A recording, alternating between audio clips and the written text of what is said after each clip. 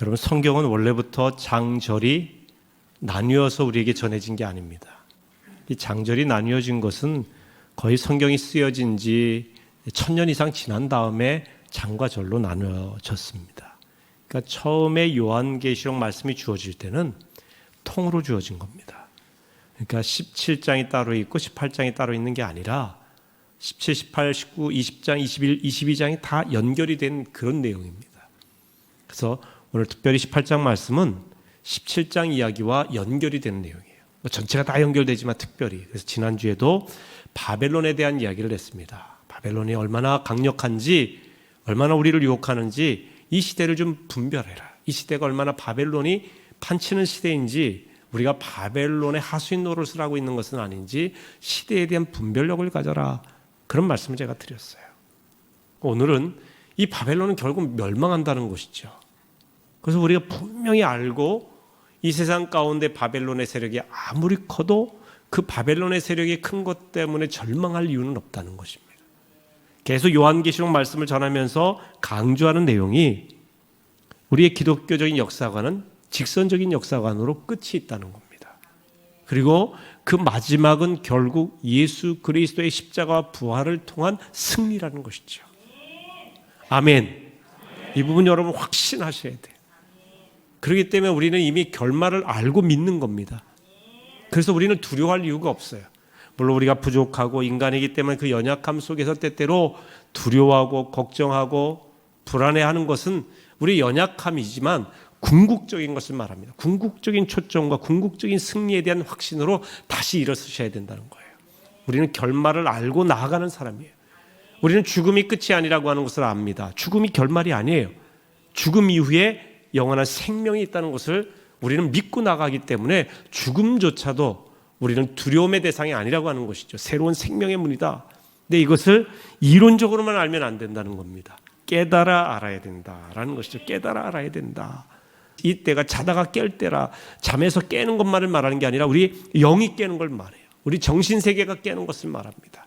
지식으로 알아서 축적하는 것이 아니라 그것이 그렇구나 하고 깨달아 하는 것, 이것이 중요하다는 말씀이죠. 그래서 28장은 17장과 연결해서 바벨론의 멸망이 선언되는 내용입니다. 온 땅을 환하게 만드는 영광을 가진 한 천사가 힘차게 외칩니다. 18장 2절에 보면 무너졌도다 무너졌도다 큰 성 바벨론이여. 천사가 이렇게 외친 것은 이 바벨론이 무너지는 것이 그만큼 충격적이라고 하는 것을 보여줍니다. 사도 요한 당시 바벨론은 로마 제국을 지칭하는 은어에 해당합니다. 더 넓은 의미로 보면 사탄이 권세를 잡은 모든 세계를 의미해요. 사람들이 보기에 너무나 강력해서 도저히 무너지지 않을 것 같은 그 세계를 말하는 것입니다. 그런데 이 세계는 악하고 음란하고 폭력적이고 물질 중심적인 세계를 말합니다. 바벨론의 위세가 대단하기 때문에 오늘 성경에도 큰 성 바벨론이여 그랬습니다. 그런데 그 성이 무너졌다니 놀라운 일이라는 겁니다. 대단한 일이라, 전혀 예상치 못한 일이라, 이런 의미가 있습니다. 그럼 이 바벨론이 멸망한 이유가 무엇인가, 이걸 우리가 알아야 됩니다. 먼저는 영적으로 타락했기 때문입니다. 여러분 2절 말씀을 한번 같이 읽어보도록 하겠습니다. 힘찬 음성으로 외쳐 이르되 무너졌도다 무너졌도다 큰 성 바벨론이여, 귀신의 처소와 각종 더러운 영이 모이는 곳과 각종 더럽고 가증한 새들이 모이는 곳이 되었도다. 그렇습니다. 2절 후반부에 보면 바벨론을 귀신의 처소와 각종 더러운 영이 모이는 곳과 각종 더럽고 가증한 새들이 모이는 곳이다 그랬어요. 그러니까 여기서 가증한 새도 악령을 지칭합니다. 보이지 않는 배후에 악한 세력들이 있다는 것입니다. 마귀가 지배하는 거죠. 영적 타락은 도덕적인 타락을 가져옵니다. 성령은 순종한 하나님의 자녀들로 인하여 거룩한 일을 하게 합니다. 선한 길로 가게 합니다.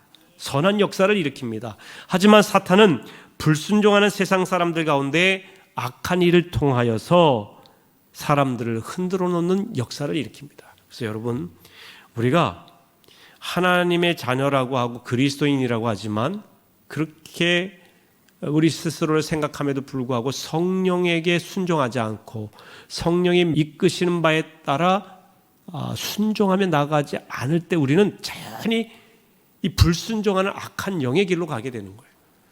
중립지대는 없어요. 순종의 길 아니면 불순종의 길이죠. 여러분 천주교에서는 연옥이라고 하는 이야기를 해서 중간에 거쳐가는 단계를 말하지 않습니까? 성경적이지 않습니다. 사실은 기독교 신앙은 예수 아니면 오직 예수 아니면 예수가 아닌 길이에요. 예수 외에는 길이 없다고 말합니다.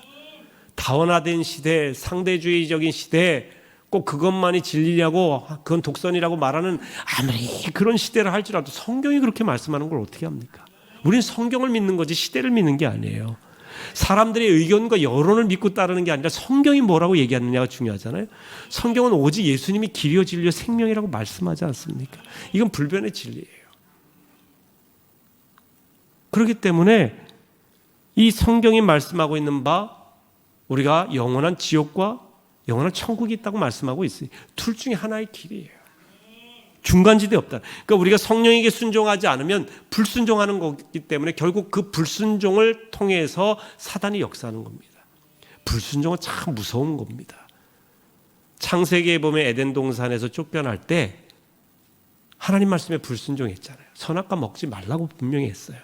근데 사단의 유혹에 따라 불순종한 그 일로 인하여서 결국은 인간의 에덴 동산에 쫓겨나고 인류의 역사가 참 불행과 비참함의 역사로 이어지게 된 그 원인이 거기 있습니다. 불순종이 출발점이에요. 불순종. 여러분 하나님의 말씀에 대해서 불순종하는 게 습관이 되시면 안 됩니다. 그럼 과연 그리스도인을 할 수 있을까? 이름만 그리스도인이면 뭐 하겠습니까? 내가 순종하지를 않는데 하나님께서 아브라함을 언제 그 믿음을 축복하셨느냐? 그 믿음이 의가 되느냐? 그 순종했을 때예요. 그러니까 아브라함이 순종했을 때 비로소 믿음의 조상 그리고 믿음의 사람이라고 하나님이 인정을 하신 겁니다. 그러니까 순종에 따르지 않은 믿음은 믿음이라고 할 수가 없는 거예요. 교회 안에서도요, 어떤 일을 하는 데 있어서 주의 종을 통해서든지 리더를 통해 속장님을 통해서든지 여러분에게 주의 음성이 들려지고 또 그런 일을 함께 하자고 했을 때 여러분들이 순종하는 것이 하나님의 성령의 이끄심에 따르는 길이라는 것이죠. 물론 그것이 악의 길로 가거나 허탄한 길로 가거나 불의한 길로 인도한다고 하면 그건 안 되죠. 그것은 옳은 일이 아니지만 하나님의 말씀에 입각해서 우리가 이렇게 살아야 됩니다. 삽시다. 갑시다. 이건 순종을 해야 되는 거예요. 순종하지 아니하면 다른 길이 있는 게 아니라 불순종의 길이고 결국 그것은 사단의 길이라는 거예요. 성경이 그걸 말씀하고 있습니다. 자꾸 불순종하는 게 습관이 되면 안 됩니다. 여러분 우리 10계명 중에 내 부모를 공경하라. 그러면 내가 땅에서 잘 되고 장수하리라 그러셨잖아요. 그 다음에 5계명이에요. 6계명 그 다음 계명이 살인하지 말라예요. 그러니까 살인이 이 땅에 살면서 최고의 나쁜 죄로 우리는 인식하잖아요.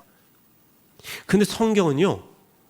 부모 공경에 대해서 공경하지 않는 거. 물론 그 앞에 하나님 섬기는 우상 섬기지 말고 나 외에 다른 신 섬기지 말고 너를 위해 우상을 만들지 말고 안식일을 기억하여 거룩히 지키고 여호와 이름을 망령 때 일컫지 말라고 하는 하나님에 관계된 법은 물론 우선순위예요. 근데 그 중간에 부모에게 공경하라. 그리고 난 다음에 6계명이 살인하지 말라, 간음하지 말라, 도적질하지 말라, 거짓 증거하지 말라, 이웃의 것을 탐내지 말라고 말씀을 하셨단 말이에요. 왜 부모에게 공경하라고 했냐면 이 땅에 하나님의 대리자로서 부모님을 주신 거예요. 그래서 부모님의 말씀이 물론 진리에 어긋난 말씀이면 안 되겠지만 어떤 부모님의 의견이거나 하나님의 말씀에 입각한 말씀일진데 순종하셔야 되는 거예요. 왜냐하면 하나님의 대리자로 부모님을 두셨어요. 성경은 그래서 부모님을 업수히 여기거나 부모님을 저주하거나 함부로 얘기하는 자는 그 가슴을 광야에서 독수리에게 쪼이게 하라고 그랬어요. 죽이라는 거죠. 돌로 쳐 죽여도 된다는 거예요. 얼마나 엄청나고 강력한 법인지 모릅니다. 그 이유가 있어요. 부모에게 순종하는 그 순종이 되지 않는데 하나님께 순종할 수 없다는 거죠. 보이지 않는 하나님께 어떻게 순종합니까? 육의 부모에게도 순종하지 않는데. 여러분 육신의 부모님과의 관계가 엉클어지지 않습니까? 결코 여러분 복 못 받습니다. 제가 이거는 성경적으로 분명하게 말씀드릴 수 있어요. 회복하셔야 돼요. 절대적으로 회복해야 돼요. 절대적으로. 살다 보면 부모님 의견이 틀릴 수도 있고요. 나랑 다를 수도 있고 너무 일방적일 수도 있어요. 어쨌든 푸셔야 돼요. 푸시란 말이에요. 푸셔야 돼요.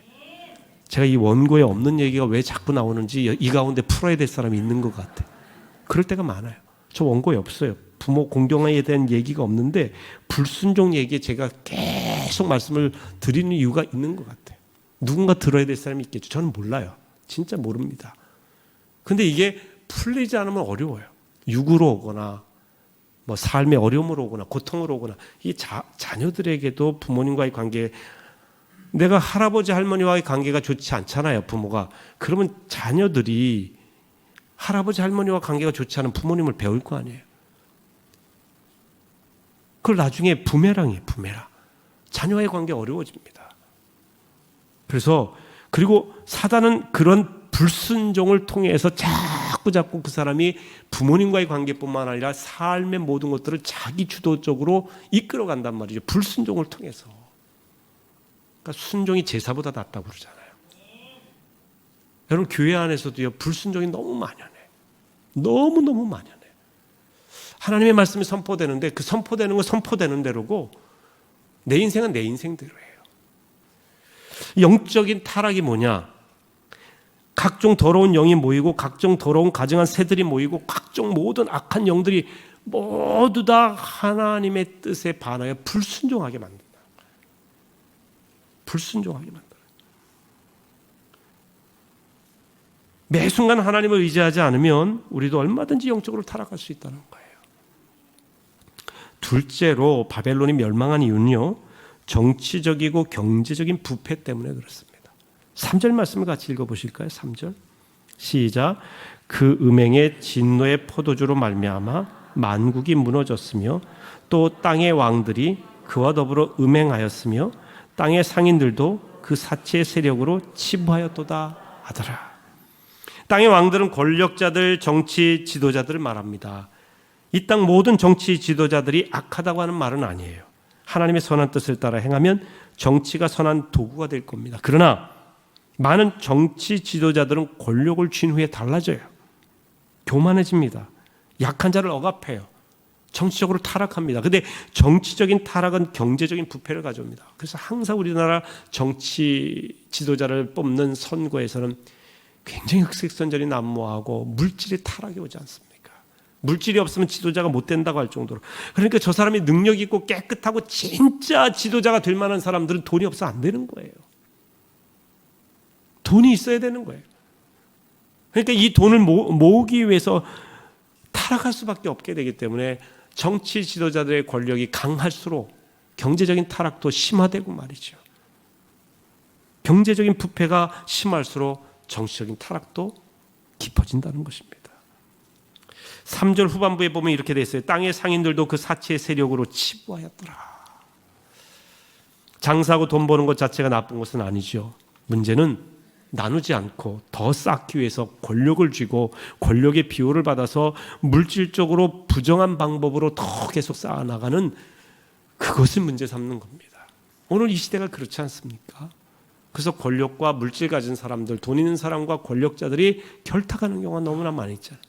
권력을 비호하고 권력자들은 돈 있는 자들을 계속해서 불의한 방법으로라도 돈 벌게 보호해 주는 거 아니에요. 쌓아두기만 하는 건요, 결국은 망하는 길로 가는 겁니다. 누가복음에도 이 어리석은 부자가 계속 쌓아두는 이야기 하지 않습니까? 내가 너무 많아서 내일은 창고 하나를 더 지어야지, 이런 부자인데 그날 밤에 하나님 데려가셨다는 거죠. 그러면 그 쌓은 재물이 누구 것이 되겠느냐? 어리석다는 거예요. 쌓아두기만 하는 인생에 대해서. 사치스러운 생활의 단면을 12, 13절에 보여주고 있는데요, 한번 읽어보면 그 상품은 금과 은과 보석과 진주와 세마포와 자주, 옷감과 비단과 붉은 옷감이요 각종 향목과 각종 상아 그릇이요 값진 나무와 구리와 철과 대리석으로 만든 각종 그릇이요 계피와 향료와 향과 향유와 뮤향과 포도주와 감람류와 고운 밀가루와 밀이요 소와 양과 말과 수레와 종들과 사람의 영혼들이라. 그러니까 그때 당시로 말하면 가장 좋은 것들을 이들이 쌓아두고 산다는 거예요. 바벨론이. 이 바벨론의 가치관이에요. 쌓아두는 인생. 수없이 많이 쌓아둡니다. 수없이. 대부분 필수품이 아니라 사치품들이죠. 정치적인 부패와 경제적인 부패가 바벨론의 멸망을 가져옵니다. 정치 권력 잡은 게 나쁘다는 게 아닙니다. 정치인이 있어야죠. 경제인이 있어야죠. 그런데 그것이 결탁해서 자기를 위해서 더 쌓아두기 위해서 계속 나간다면 부패해버린다는 겁니다. 셋째는 교만 때문입니다. 바벨론이 멸망한 건 교만 때문에. 7절 한번 읽어보시겠습니다. 7절. 그가 얼마나 자기를 영화롭게 하였으며 사치하였던지 그만큼 고통과 애통함으로 갚아주라. 그가 마음에 말하기를 나는 여왕으로 앉은 자요 과부가 아니라 결단코 애통함을 당하지 아니하리라 하니. 그러니까 그가 자기를 얼마나 영화롭게 자기를 높인 거예요. 그리고 자기 사치를 위해서 쓰는 거죠. 여러분, 물질도 내 사치 나만을 위해서 쓰는 거 교만이에요. 정치 권력 잡았는데 내 영광 위해서만 활용하고 내가 잘났다고 하는 거 이거 교만이죠. 난 그리고 과부가 아니라 내가 여왕이다. 내가 최고다 이거죠. 한마디로 말하면 나는 여왕으로 앉은 자다. 과부처럼 비참한 그런 신세 아니다. 나는 대단한 존재다. 영화를 자기에게 돌리고 사치를 자기에게 축적하는 인생. 왜 그렇게 되냐면 교만 때문이라는 거죠. 망한다는 거예요. 결국 망한다. 잠언 16장 18절에도 보면 교만은 패망의 선봉이요 겸손은 존귀의 앞잡이라 그랬습니다. 창세기에 이제 최초의 우리 이 죄들을 생각해 보면 하나님이 말씀하신 바에 대한 불순종이 첫 번째 죄라면 불순종하게 된 원인이 뭐냐면 교만이에요. 뱀이 와서 뱀으로 가장한 사단이 와갖고 뭐라고 합니까? 네가 이것을 먹는 날에는 하나님처럼 눈이 밝아지리라 그랬잖아요. 하나님처럼 네가 신이 된다는 거예요. 네가 여왕의 자리에 앉는다는 거예요. 영화는 네가 얻을 수 있다는 것이죠. 이 교만 아닙니까? 그러니까 불순종과 교만이 섞여 있는 게 바벨론입니다. 이게 인류의 원죄예요. 에덴 동산에서 쫓겨나는 겁니다. 패망하는 거죠. 정령 죽으리라 하셨지 않습니까? 이 교만한 사람들의 특징이 뭔지 아세요? 자신의 본질을 모른다는 거예요. 그러니까 항상 탓을 남에게 돌려요. 아담과 하와도 보세요. 분명히 하와가 먹었어요. 아담에게 하나님께서 물으셨습니다. 아담이 처음에 이 유혹한 사단도 아니고 그 유혹에 넘어간 하와도 아닌데 하나님은 아담에게 먼저 죄를 물어. 아담아 내가 왜 숨었느냐 그러면서 뭐 어쩌고저쩌고 얘기하는 가운데 하나님의 명령을 제가 어겨서 이렇게 부끄러워서 숨었나이다. 그런데 네가 어떻게 해서 그렇게 했느냐 하나님이 물으시자 하나님이 내게 준 저 여자 때문에. 그러니까 아담은 제가 잘못했습니다. 하나님 명령 제가 어겼습니다 라고 했다면 우리 아마 인류와 에덴 동산에서 살고 있을지 몰라. 지금 전부 다 파라다이스에서 그냥 부끄러운지 모르고 그냥 아주 행복하게 살 수 있어요. 그런데 탓을 돌렸단 말이에요. 하나님이 내게 준 저 여자, 하나님에게 탓을 첫째로 돌리고요. 둘째는 저 하와에게. 내가 그래서 세상 치사한 남편이 아담이야. 아담. 이 교만한 사람은 탓을 한단 말이에요. 누구 탓을 해요 자꾸. 여러분, 저는 우리 집사님 권사님 남자들이 아내 탓하는 건 별로 못 봤어요. 대부분이 남편이 잘못하시나 봐. 근데 집사님 권사님들이 우리 교회 말고 우리 교회는 모르겠어요. 제가 들은 바는 없으니까. 제가 목회할 때 직접 다 상담하고 할 때 요즘은 이제 교구 목사님들이 하시기 때문에 저는 남편 탓하는 우리 집사님 권사님들이 많아요. 근데 남편들이 문제가 있어요. 도박하고 술 드시고 남편 때문에 늘 남편 때문에 자식 탓, 남편 탓, 교회 탓, 세상 탓. 그런데 정말 그러기만 한 것일까? 제가 그렇게 해서 집사님 얼마나 힘드셨어요? 제가 그렇게 상담해요. 참 힘드셨는데 그럼 그 부분을 해결을 하기를 원하시는 거죠. 아유, 목사님 어떻게 좀 제 남편 어떻게 했으면 좋겠다고. 그럼 제가 남편을 어떻게 하면 남편이 바뀌시겠습니까? 그랬더니 절대 안 바뀐대 남편이. 그 인간 안 바뀐다. 그러면 남편을 바꾸는 방법이 뭘까요? 어떻게 해야 바뀌실까요? 한번 기도하십시다. 기도하는 분들이 대부분 거의 90% 이상 목사님 남편 탓인 줄 알았는데 제 탓이에요. 제가 더 죽지 못해서, 제 안에 그리스도가 있다고 하면서 더 사랑하지 못해서 남편 탓만 했는데 기도하다 보니 하나님이 제 문제를 지적하시네요. 죄인 중에 죄인인 나를 주님께서 품으신 그 품으심의 사랑이 있는데 나는 품기보다는 정죄했네요. 여러분, 그겁니다. 우리가 교만해요. 자꾸 탓을 해요. 자꾸. 저도 그럴 때가 있어요. 너무 힘들 때 교인 탓할 때 있죠. 너무 어렵고 누구 탓할 때 있죠. 인간적으로. 그런데 기도하고 엎드리면요, 하나님이 누구 탓이라고 말하지 않으세요. 저를 보게 하시는 거예요. 성 프란시스 성자죠. 그의 기도는 제자들이 들을 때 나는 죄인 중에 괴수입니다. 나 같은 죄인을 살리셔서, 주님 어떻게 나 같은 죄인을 이렇게 구원해 주셔서, 그렇게 기도하니까 제자들이, 아니 선생님처럼 훌륭하신 분이 하나님 앞에 죄인이라고 한다면 우리는 뭐가 됩니까? 그러니까 여보게들 몰라서 그러네. 나는 속물 중에 속물이야.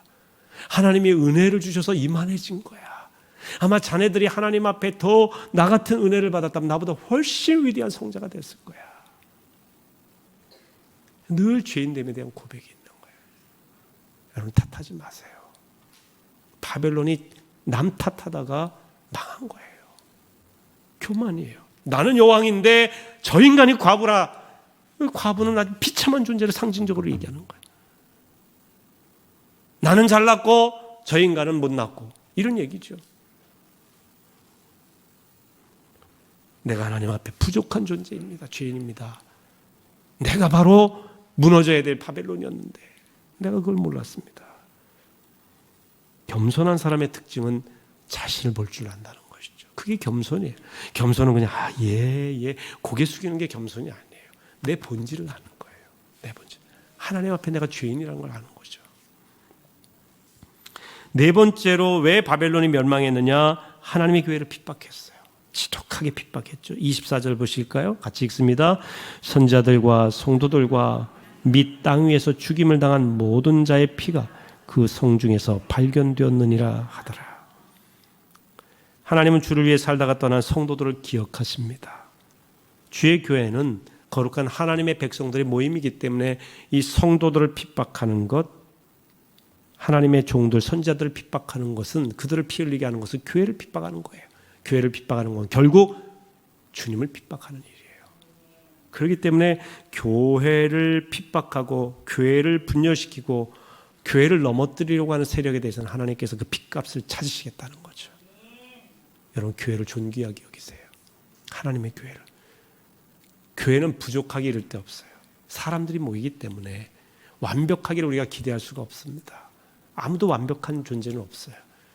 하지만 왜 하나님께서 그래도 이 교회를 쓰시고 귀하게 보시느냐면, 핏값으로 부족하지만 핏값으로 사고 주고 사신 거룩한 공동체고요. 이 공동체가 그래도 주의 복음 전하잖아요.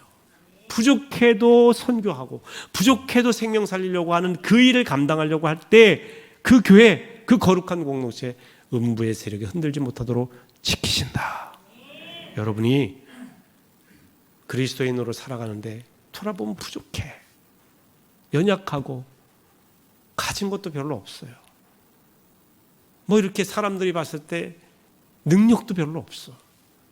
근데 여러분, 세상 사람들도 그렇고 사단의 세력이 여러분을 함부로 건드릴 수가 없는 이유는 여러분이 모시고 계신 그리스도께서 생명이시기 때문에 그렇습니다. 마귀도 함부로 못하는 위대한 존재가 여러분이에요. 아멘. 이 확신 가지세요. 이 영적 자부심을 가지시라는 거예요. 내가 세상에서는 사람들 평가로는 별 볼 일 없다 할지 모르지만 내 안에 계신 주님 때문에 음부의 세력이 나를 건드릴 수가 없다. 당당하고 자신감 있게, 육신적으로 때로는 연약해도, 병들어 고통당해도, 심지어 우리가 불치의 암에 걸려서 너무나 힘들게 살지라도 당당하시라는 거예요. 우리의 삶의 마지막 죽음 저편에 하나님 나라, 영원한 세계가 있다고. 쉽지 않은 얘기죠. 그 상황에 놓이게 되면 누구나 좌절하고 낙심하게 돼요. 그런데 우리가 인간적으로 좌절하고 낙심할 수 있지만 거기에 머물면 안 되죠. 거기에 머물면 잠깐 우리의 마음이 아플 수 있죠. 그걸 어떻게 하겠습니까? 우리 인간의 연약함 때문에. 그럼 머물지 마세요. 일어나세요. 나를 함부로 할 수 없다. 확신하세요. 주님이 여러분과 함께 하십니다. 교회 핍박 함부로 했다가는 뭐라고 하시냐면요, 저지른 죄의 갑절로 갚으신다. 6절에 보면 그렇게 돼 있어요. 그가 준 그대로 그에게 주고 그의 행위대로 갑절을 갚아주고 그가 섞은 잔에도 갑절이나 섞고 그에게 주라. 하나님이 마지막 때에는요, 오래 참으시지만 마지막 때 심판하실 때는 아주 강력하다고 그랬어요. 갑절로 말이죠. 심판의 순간이 있습니다. 그 순간은 바벨론 심판받는 입장에서는 불행한 날이지만, 그러나 성도들 입장에서는요, 승리의 날이에요. 기쁜 날입니다. 자, 20절 말씀 읽어보실까요? 18장 20절 시작. 하늘과 성도들과 사도들과 선자들아, 그로 말미암아 즐거워하라. 하나님이 너희를 위하여 그에게 심판을 행하셨음이라 하더라. 바벨론이 심판받는 날 즐거워하라. 너희를 위하여 심판을 행하셨다. 너희 성도들아, 사도들아, 선지자들아, 주의 백성들아, 즐거워하라는 거예요. 할렐루야. 그러니까 요한계시록은 두렵고 무섭고 불안하게 만드는 책이 아니라 궁극적인 승리를 알려주는 책이다. 이 바벨론 멸망의 특징은요, 두 가지인데요. 순식간에 무너졌다는 거예요. 19절 보세요. 오늘 본문 19절 같이 읽습니다. 티끌을 자기 머리에 뿌리고 울며 애통하여 외쳐 이르되 화이토다. 이 큰 성이여, 바다에서 배부리는 모든 자들이 너의 보배로운 상품으로 치부하였더니 한 시간에 망하였도다. 한 시간에 망하였다. 순식간에 망했다는 거예요. 서서히 망하지 않고 굉장히 강력해서 어제까지도 서 있던 그 땅이 확 무너졌다는 거예요. 여러분, 미국이나 중국이 갑자기 무너졌다면 어떻게 했어요? 그 강대한 두 나라가 어느 순간 어떻게 될지 몰라요. 어떻게 될지 몰라요. 로마가 그랬고요. 소련을 비롯한 공산 정권이 하루아침에 순식간에 바뀌어버린 거예요. 그 강력한 권력을 갖고 있던 그들이 말이죠. 바벨론도 한순간에, 여러분이 쌓아놓은 바벨탑 한순간에 무너질 수 있어요. 쌓아놓은 재물 한순간에 무너질 수도 있어요. 쌓아놓은 건강, 나를 위해서만 사는 그 건강 한순간에 무너질 수 있어요. 부정적인 얘기한다고 생각하지 마세요. 여러분에게 요한계시록은 부정적인 얘기가 아니라 그날이 오기 전에 깨어있으라고 경고하기도 하는 거예요. 두 번째, 철저하고 완전한 멸망을 말합니다. 자, 21절입니다. 같이 읽습니다. 이에 한 힘센 천사가 큰 맷돌 같은 돌을 들어 바다에 던져 이르되 큰 성 바벨론 이같이 비참하게 던져져 결코 다시 보이지 아니하리로다. 바다에 가라앉은 큰 맷돌에 묶어갖고 그냥 못 올라오잖아요. 완전히 그냥 밑바닥에 떠오르지도 못하게, 재기도 못하게 완전히 그냥 물에다 빠뜨려 버리시겠다는 거죠. 바벨론이 무너질 수밖에 없었던 것은 하나님을 섬겨야 할 모든 백성들로 하여금 하나님이 아니라 자신을 섬기도록 했어요. 이거 영적 음행입니다. 자기를 섬겨서는 안 돼요. 저는 목회자도요, 교인들이 목사에게 순종하는 게 아니에요. 목사를 통한 하나님의 음성에 순종하라는 거예요. 목사의 사람을 만드는 게 아니에요. 이거는 이단 교주들이 하는 일이에요. 교주에게 순종하게 하고 교주의 사람이 되게 하고, 그래서 말 안 들으면 교주가 어떻게 하고, 이건 아니죠. 여러분은 하나님의 양들이죠. 그렇기 때문에 이 바벨론의 의식에서 벗어나야 됩니다. 바벨론의 의식에서. 그래서 바벨론에서 나오라 그렇게 돼 있지 않습니까? 자, 이 4절 말씀 한번 같이 읽어보겠습니다. 4절 말씀 같이 읽습니다. 또 내가 들으니 하늘로부터 다른 음성이 나서 이르되 내 백성아 거기서 나와 그의 죄에 참여하지 말고 그가 받을 재앙들을 받지 말라. 거기서 나오라. 바벨론의 세력하에서 나오라는 거예요. 바벨론의 문화 속에 빠져있지 말고 나오라는 겁니다. 이 세대를 본받지 말고 너희는 마음을 새롭게 함으로 변화를 받아 하나님의 선하시고 기뻐하시고 온전하신 뜻이 무엇인지 분별하라. 이 세대를 본받지 말라는 거예요. 가치관 자체가 달라져야 된다는 것이죠. 구본영이라고 하는 기업 컨설턴트라고 하는 그래서 책을 쓰신 분이 있는데, 이분이 이런 책을 썼어요. 익숙한 것과의 결별. 1997년 12월에 우리가 IMF 일어나면서 그 뒤에 이제 기업에 대한 이야기. 왜 우리나라가 IMF가 왔고 기업들이 어려움을 겪게 되느냐. 다 구조조정해야 될 때 하지 않고 서로 살겠다고 하다가 배 자체가 불타버리고 배가 가라앉고 침몰하고 있는데 거기에 그냥 있다는 거예요. 뛰어내려야 살 길이랄 때 바다로 뛰어내려야 되는데 불타는 배에 그냥 있다가 전부 다 침몰하고 있다는 거죠. 그래서 익숙한 것에 사람들이 그냥 있다는 거야. 불타고 있는데도 익숙한 것에 그때 익숙한 것과 결별하라. 그러니까 익숙한 구조, 익숙한 상황, 익숙한 문화가 여러분을 불타는 배와 같이 완전히 침몰시킬 수 있다. 그 책으로 써서 유명해진 분이에요. 기업에다 던지는 이야기인데 저는 이 책을 보면서요, 교회도 마찬가지라고, 성도도 익숙한 것과 결별해야 돼. 우리 신앙생활이 그냥 익숙했기 때문에 감동도 없어요. 은혜에 대한 사모함도 없어요. 열정도 없어요. 뜨거움도 없어요. 기도해야 된다는 건 알지만 진짜 하나님과 만나는 기도가 없어요. 익숙해져 버렸어요. 기도가. 열정과 감동이 없어요. 내 내면의 변화도 없습니다. 이제 거기서 나오라는 거죠. 여러분, 우리가 이 바벨론의 세대에 영적으로는 무감각하고 이 세대의 흐름에 민감한 바벨론 세대가 돼버린 그런 상황이 있는데 여기서 나오라는 거예요. 여기서 나오라다. 침몰한다 이거죠. 세상은 결국 심판받게 돼 있다는 겁니다. 세상 문화는 결국 망하게 돼 있어요. 그 가치를 따르고 거기에 젖어 사는 사람 망하게 돼 있다는 겁니다. 거기에 가만히 있는 건 어리석은 일이라는 것이죠. 예를 들면 술을 먹지 말아야겠다. 이거 참 내 건강에도 안 좋고 이로 인해서 여러 가지 재정적인 소비도 많고 하나님이 기뻐하시지 않고 끊어야겠다 하는데 계속 친구들이 부르면 술자리에 가요. 안 먹어야지 하는데 자리를 가. 그냥 안 먹게 됩니까?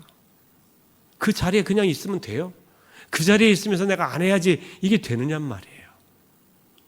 유혹을 피해서 거기를 나와야죠. 자리를 떠나야죠. 그런 친구들에게서 떠나야죠. 익숙한 것과 결별해야지. 불타는 배에서 나와야 산다는 거 아닙니까? 나오지 않고 생각만으로 되지 않는다는 거예요. 여러분, 세상 소리에 귀 기울이기 시작하면 우리는 계속해서 그 문화 속에 삽니다. 사도 요한처럼 하늘로부터 나는 다른 음성을 들어야 돼요. 자, 여러분 4절 말씀 다시 한번 읽어보세요. 4절을 천천히 시작. 또 내가 들으니 하늘로부터 다른 음성이 나서 이르되 내 백성아 거기서 나와 그의 죄에 참여하지 말고 그가 받을 재앙들을 받지 말라. 저는 이 4절 말씀을 읽으면서 그래 거기서 나와야 되는데 어떻게 나오느냐? 나오기 위해서는 하늘의 음성을 들어야 된다. 따라 하십시다. 하늘의 음성을 듣자. 세상 소리가 아니에요. 맨날 스마트폰에 있는 여론들, 언론에서 말하는 이야기들만 여러분의 머리끝부터 발끝까지 채우시면 안 돼요. 연예인들의 이야기.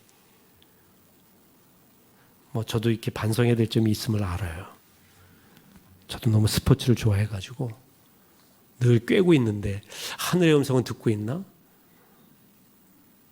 스포츠의 소리, 이런 소리들은 많이 듣는데 저도 반성을 하는 거예요. 너무 여기에 매이면 안 되겠다. 너무 매이면 안 되겠다. 세상을 떠나 산으로 가란 말이 아닙니다. 세상 속에 살지만 세상에 물이 들어오지 않았던 방주같이 살라는 거예요. 바닷물은 짜지만 물고기는 그 짠물을 물고기 자체가 소금에 절이지 않으면 물고기 자체 처음에 잡으면 짜지 않아요. 아시죠? 소금에 절여야 짜요. 아니 바닷속에 사는데 그 바다가 짠물인데 절여지지가 않았단 말이에요. 그 신기하죠? 살아있는 물고기는요, 바닷물이 그를 짜게 절이지 못한다는 거예요. 그러니까 죽은 물고기 소금을 절이잖아요. 거기에 물들어 버리는 거죠. 아, 참 멋지다.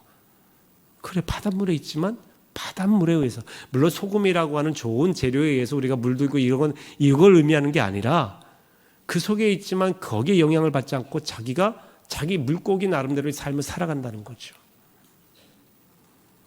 소돔과 고모라 성이 멸망할 때 천사는 롯과 가족들에게 결코 그 성을 나와서 살도록 해주면서 뒤돌아보지 말라고 그랬어요.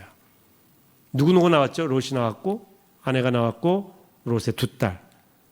사위들은 얘기하니까 롯이 이 성 멸망한다. 천사들을 통해 음성을 듣고 이야기하니까 농담으로 여겼더라. 그렇게 돼 있어요, 성경에.